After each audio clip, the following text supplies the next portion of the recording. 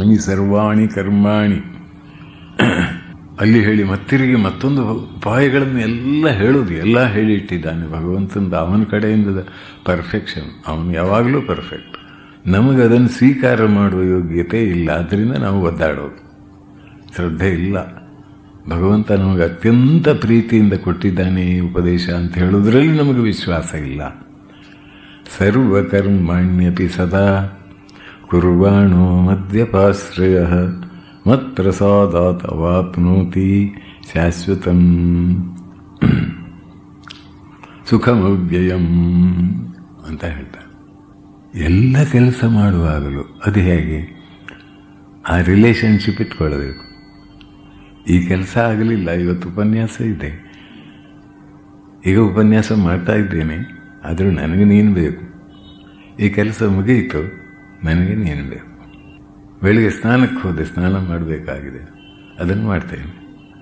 ಆ ಲಿಂಕ್ ತಪ್ಪು ಹೋಗುವುದಿಲ್ಲ ನೋಡಿ. ಅವಾಗ ಸರ್ವಕರ್ಮಾಣ್ಯಪಿ ಸದಾ ಕುರ್ವಾಣೋ ಮದ್ಯಪಾಶ್ರಯ, ನನ್ನನ್ನು ಆಶ್ರಯಿಸಿ ಮಾಡುವ ಎಲ್ಲ ಕೆಲಸಗಳನ್ನು ಮಾಡಿದ್ದಾದರೆ, ನನ್ನನ್ನು ಸ್ಮರಿಸಿದ್ದಾದರೆ, ಮನುಸ್ಮರ ಯುದ್ಧೇಚ, ನನ್ನ ಸ್ಮರಣೆಯನ್ನು ಮಾತ್ರ ಬಿಡಬೇಡ, ಮಾಡುವ ಕರ್ತವ್ಯಗಳನ್ನು ಮಾಡ್ತಾ ಹೋಗು.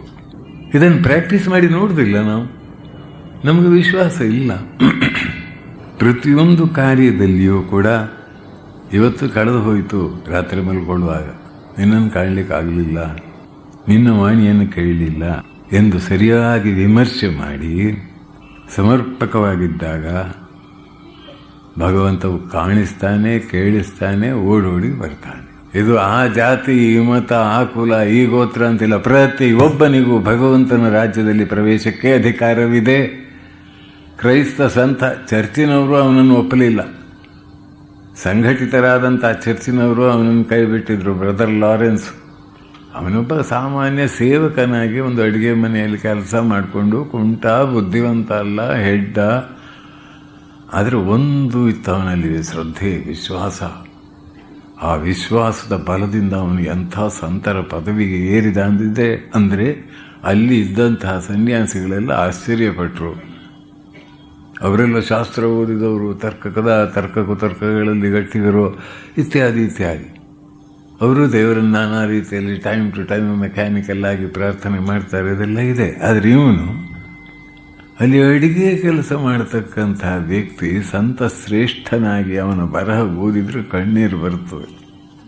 ಅಂದರೆ ಏನು ಬೇಕು ದೇವರ ಹತ್ರ ಹೋಗಲಿಕ್ಕೆ? ಇಲ್ಲಿ ಹೇಳ್ತಾನೆ, ಎಷ್ಟು ಚೆನ್ನಾಗಿದೆ ಇದು. ಹಿ ಟೋಲ್ಡ್ ಮೀ. ಇದನ್ನು ಬರೆದವರು 1666ನೇ ಇಸ್ವಿಯಲ್ಲಿ, 1666ನೇ ಇಸ್ವಿಯಲ್ಲಿ ಆತನ ಕಂಡದ್ದು. ಒಬ್ಬ ಹಿರಿಯ ವ್ಯಕ್ತಿ ಅವನ ಹತ್ರ ಹೋದಾಗ ಅವನು ಮಾತನಾಡಿದ್ದು, ಆತನನ್ನು ಕಂಡಾಗ ಆ ಮಗುವಿನಂಥ ಒಂದು ಸರಳತೆ, ಪರಮಾದ್ಭುತವಾದಂಥ ಒಂದು ಸಾತ್ವಿಕ ತೇಜಸ್ಸು, ಆ ಮಾತನಾಡುವಾಗ ಇರುವ ಒಂದು ಪ್ರಾಮಾಣಿಕತೆ ಎಷ್ಟು ಅಂದರೆ, ನಿನಗೆ ದೇವರ ವಿಚಾರ ಬೇಕಾದರೆ ಮಾತ್ರ ನನ್ನ ಹತ್ರ ಬಂದು ಮಾತಾಡು, ಇಲ್ವಾದರೆ ದಯವಿಟ್ಟು ಬರಬೇಡ ಅಂತ ಹೇಳಿದ. ಮಾತುಗಳು ಅಷ್ಟು ಸುಂದರವಾಗಿವೆ.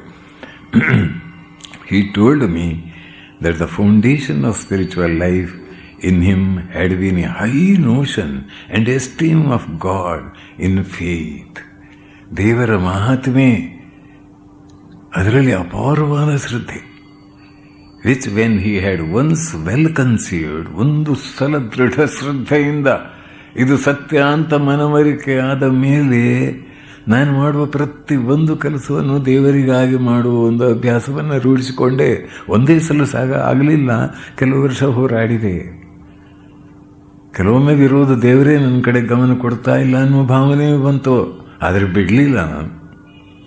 Stop not till the goal is reached. He had no other care at first, but faithfully to reject every other thought, that he might perform all his action for the love of God. ಗಟ್ಟಿ ಕೂಗಾಡಬೇಕಾಗಿಲ್ಲ, ಅವನಿಗೆ ಕೇಳುತ್ತೆ. ಮಾತಾಡಬೇಕು, ನಾನು ನಿರಂತರ ಅವನ ಹತ್ರ ಮಾತಾಡ್ತಾ ಇದ್ದೇನೆ ಅಂತ ಹೇಳ್ತಾನೆ. ಆ ಮಾತಾಡಬೇಕಾದ್ರೆ ಆ ಶ್ರದ್ಧೆ ಎಷ್ಟು ಪ್ರಬಲವಾಗಿದೆ, ಆ ಪ್ರೀತಿ ಹೇಗಿದೆ. ಪ್ರೀತಿ ಪಾತ್ರರಾದ ನೀವು ಪ್ರೀತಿ ಪಾತ್ರರ ಹತ್ರ ನೀವು ಹೇಗೆ ಮಾತಾಡ್ತೀರಿ? ಅವ್ರ ಕಣ್ಣೆದುರು ಇಲ್ಲದೇ ಇದ್ರು ಮಗುವಿನ ನೆನೆಸ್ಕೊಂಡು ಮಗುವಿನ ಕುರಿತು ಮಾತಾಡ್ತೀವಿ, ಮಗುವಿನ ಹತ್ರ ಮಾತಾಡೋದಿಲ್ಲ, ಮನಸ್ಸಿನಲ್ಲೇ ಆಲೋಚನೆ ಮಾಡಿ ನೋಡಿ. ಹಾಗೆ ಭಗವಂತನ ಹತ್ರ ನಾವು ಮಾತನಾಡಲಿಕ್ಕೆ ಸಾಧ್ಯ ಅಂತ ಹೇಳ್ತಾನೆ. ಮೊದಲು ಏನೂ ಉತ್ತರ ಇಲ್ಲ, ಕೊನೆಗೆ ಉತ್ತರ ಬರಲಿಕ್ಕೆ ಪ್ರಾರಂಭವಾಗ್ತದೆ. ಆವಾಗ ರಿಲೇಷನ್ಶಿಪ್ಪು ಡೆವಲಪ್ ಆಗ್ತದೆ ಅಂದರೆ ಹೇಗೆ? ಅವನು ಈ ಜಗತ್ತಿನ ಬಗ್ಗೆ ಪರಿವೇ ಇಲ್ಲ, ಆನಂದವಾಗಿಯೇ ಇರ್ತಾನೆ. ಕಾಣುವವರಿಗೆ ಎಲ್ಲ ಕೆಲಸಗಳನ್ನು ಮಾಡ್ತಾನೆ. ಅಂತರ್ಯದಲ್ಲಿ ಭಗವಂತನ ಹತ್ತಿರ ಸದಾ ನಿರಂತರ ಸಾನ್ನಿಧ್ಯ ಸಾಧನೆ ಸಾಧ್ಯವಾಗ್ತದೆ. ಅದ್ಭುತವಾಗಿದೆ ಇದು ಆ ವಾಕ್ಯಗಳಲ್ಲಿ. ಅವನು ಹೆಚ್ಚು ಪರೀಕ್ಷೆ ಮಾಡುವುದಿಲ್ಲ, ತನ್ನಲ್ಲಿ ಸಂಪೂರ್ಣ ಶರಣಾಗತನಾದಂಥ ಭಕ್ತನನ್ನು ಹೆಚ್ಚು ತಿರುಗಾಡಿಸೋದಿಲ್ಲ, ಕುಣಿಯುವಂತೆ ಸುತ್ತುವಂತೆ ಮಾಡುವುದಿಲ್ಲ. ಬಹುಬೇಗನೆ ಎಲ್ಲ ಬಂಧನಗಳಿಂದ ಮುಕ್ತನಾಗಿ ಮಾಡ್ತಾನೆ. ಇದ್ದಕ್ಕಿದ್ದಂತೆ ನನ್ನ ಜೀವನ ಹೀಗೆ ವ್ಯರ್ಥ ಆಯಿತು, ನಾನಾದರೂ ಬಿಡೋದಿಲ್ಲ ಅಂತ ಇದ್ದೆ. ಒಂದು ದಿನ ಥಟ್ಟನೆ ಅಂತರಿದ ಆಳದಲ್ಲಿ ತಾನು ಸರ್ವದಾ ಇದ್ದೇನೆ ಎಂಬುದನ್ನು ತೋರಿಸಿಕೊಟ್ಟ. ಅಂದಿನಿಂದ ನಾನು ಈಗ 50-60 ವರ್ಷಗಳ ಕಾಲ ಏಕಪ್ರಕಾರವಾಗಿ ಆತನ ಸಾನ್ನಿಧ್ಯದಲ್ಲಿಯೇ ಸಂಚಾರ ಮಾಡ್ತಾ ಇದ್ದೇನೆ ಅಂತ ಬರೆದಿದ್ದಾನೆ. ಭಗವತ್ ಸಾನ್ನಿಧ್ಯ ಸಾಧನೆ. ಇದಕ್ಕಾಗಿ ನಾವು ಎಲ್ಲರೂ ಪ್ರಯತ್ನ ಮಾಡಬೇಕು. ನಾವು ಭಗವಂತನನ್ನು ಕೇಳಿಕೊಳ್ಳುವ. ನಿನ್ನ ಮಹಿಮೆಯ ವಿಚಾರ ಕೇಳಿದೆವು, ನೀನು ಹೃದಯದಲ್ಲಿ ಅಂತರದ ಆಳದಲ್ಲಿ ಇಷ್ಟೊಂದು ನಿಕಟತಮ್ಮನಾಗಿ ಇದ್ದಿ ಅಂತ ಗೊತ್ತಾಗ್ತಾ ಇದೆ ಸ್ವಲ್ಪ. ಆ ಶ್ರದ್ಧೆ ದೃಢ ಮಾಡಿಕೊಡ್ದೇವ, ಆ ಶ್ರದ್ಧೆ ದೃಢ ಮಾಡಿಕೊಡು ಅಂತ ನಾವು ಕೇಳಿಕೊಳ್ಳೋಣ.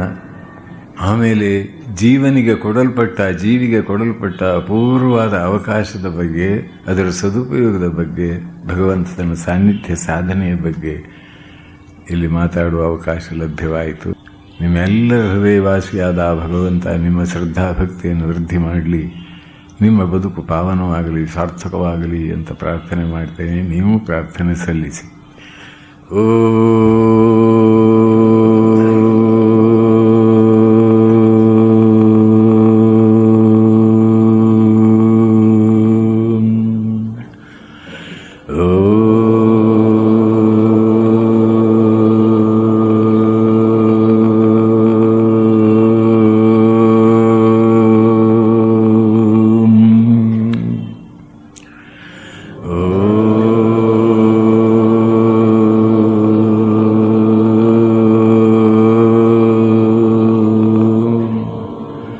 ಸರ್ವಸ್ತರತು ದುರ್ಗಾಣಿ ಸರ್ವೋ ಭದ್ರಾಣಿ ಪಶ್ಯತು ಸರ್ವಸದ್ಬುದ್ಧಿಮಾಪ್ನೋತು ಸರ್ವತ್ರ ನಂದತು.